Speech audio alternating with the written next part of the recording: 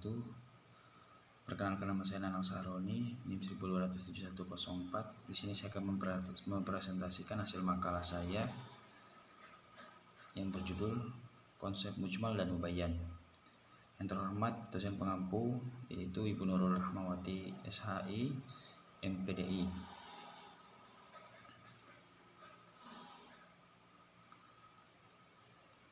Adapun rumusan masalah dalam makalah saya yaitu satu membahas tentang pengertian mujmal dan mubayyan, dua menjabarkan contoh-contoh dari mujmal dan mubayyan. Saya mulai saja untuk pembahasannya. Pengertian mujmal secara etimologi, kata mujmal berarti global atau tidak terperinci, secara umum dan keseluruhan, atau bisa juga sekumpulan sesuatu tanpa memperhatikan satu persatunya. Sedangkan secara bahasa, mujmal berarti sama-samar atau beragam atau majmuk. Mujmal ialah suatu lafal yang belum jelas, tidak dapat menunjukkan arti sebenarnya apabila tidak ada keterangan lain yang menjelaskan, seperti pada surah An-Nur ayat 56 yang masih memerlukan penjelasan tentang tata cara melaksanakannya, yang artinya yaitu, dan dirikanlah sembahyang, tunaikanlah zakat, dan taatlah kepada Rasul supaya kamu diberi rahmat. Pada ayat di atas, kata mendirikan sholat masih mujmal atau belum jelas karena tidak diketahui tata caranya, maka butuh dalil lainnya untuk memahami tata caranya. Dan kata menunaikan zakat dalam ayat di atas masih mujmal karena belum diketahui ukurannya, sehingga untuk memahaminya diperlukan dalil lainnya. Pengertian mubayyan secara etimologi, mubayyan berarti yang menjelaskan atau yang merinci. Sedangkan menurut bahasa adalah yang menjelaskan, maksudnya adalah satu lafaz yang mengandung penjelasan. Mubayyan menurut usul fikih adalah mengeluarkan sesuatu dari bentuk yang muskil atau kabur kepada bentuk yang terang, yang dimana mubayyan merupakan upaya menyikapi makna dari suatu pembicaraan serta menjelaskan secara terperinci hal-hal yang tersembunyi dari pembicaraan tersebut kepada orang-orang yang dibebani hukum. Berdasarkan definisi yang ada tentang mubayyan dapat dipahami, mubayyan merupakan suatu lafaz atau perkataan yang jelas maksudnya setelah mendapat penjelasan dari lainnya, baik dari Allah Subhanahu wa taala langsung atau melalui penjelasan sunnah Rasulullah Shallallahu alaihi wasallam. Dengan demikian, jika sunnah Rasulullah Shallallahu alaihi wasallam dikatakan sebagai mubayyan terhadap Al-Qur'an, berarti sunnah Rasulullah Shallallahu alaihi wasallam tersebut berfungsi sebagai penyingkap hal-hal yang sulit atau samar ditangkap dari ayat-ayat Al-Qur'an, serta berfungsi untuk menjelaskan kandungan ayat-ayat itu kepada umat Islam, baik melalui perkataan, perbuatan maupun penetapan atau pengakuan atau takhrir Rasulullah Shallallahu alaihi wasallam terhadap perbuatan para sahabat. Dalam rangka memberikan penjelasan inilah sebenarnya merupakan tujuan Allah mengutus Rasulullah Shallallahu alaihi wasallam kepada umat Islam, lebih-lebih umat Islam kepada umat manusia, lebih-lebih umat Islam sesuai dengan firman-Nya dalam surah An-Nahl ayat 64 yang artinya yaitu, dan kami tidak menurunkan kitab Al-Qur'an ini kepada Muhammad melainkan agar engkau dapat menjelaskan kepada mereka apa yang mereka perselisihkan serta menjadi petunjuk dan rahmat bagi orang-orang beriman. Adapun contoh-contoh dari mujmal dan mubayyan. Contoh mujmal bisa dilihat dari segi bentuknya. Lafaz mujmal ada dua macam. Pertama, lafaz mufrad, dan yang kedua lafaz murakkab. Lafaz mufrad yakni lafaz yang terdiri dari satu kalimat. Lafaz mufrad juga dilihat dari segi jenis, yaitu ada tiga macam. Isim artinya nama atau benda, dua fi'il artinya kata kerja, dan tiga huruf, yang dimana kalimat yang terdiri dari satu huruf atau kalimat yang tidak akan berarti bila tidak disambung dengan yang lainnya.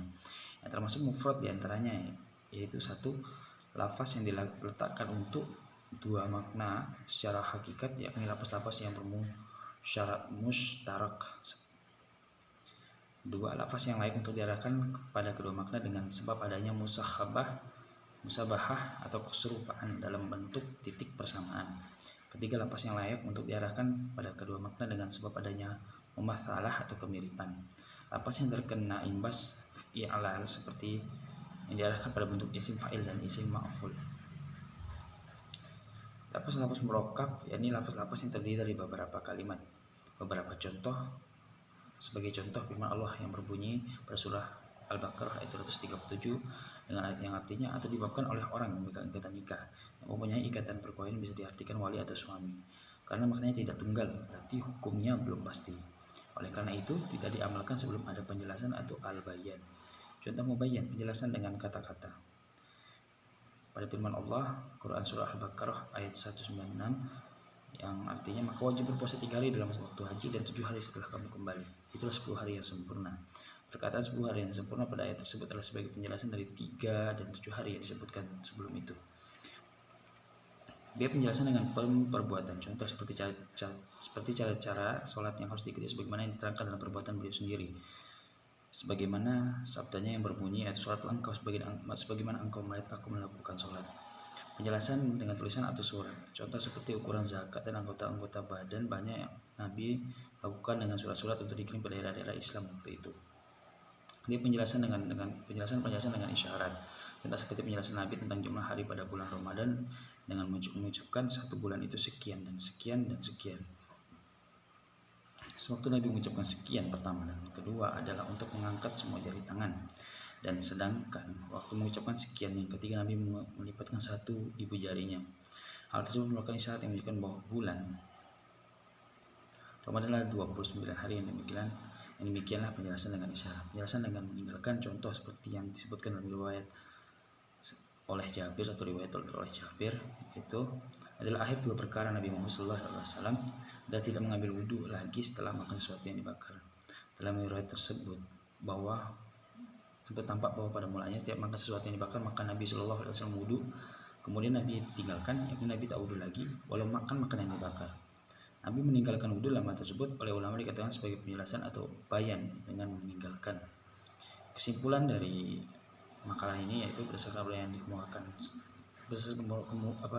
uraian yang saya kemukakan, mujmal adalah suatu lafaz atau ungkapan yang belum jelas dan tidak dapat dipahami maksudnya, dan untuk mengetahuinya diperlukan penjelasan dari yang lainnya.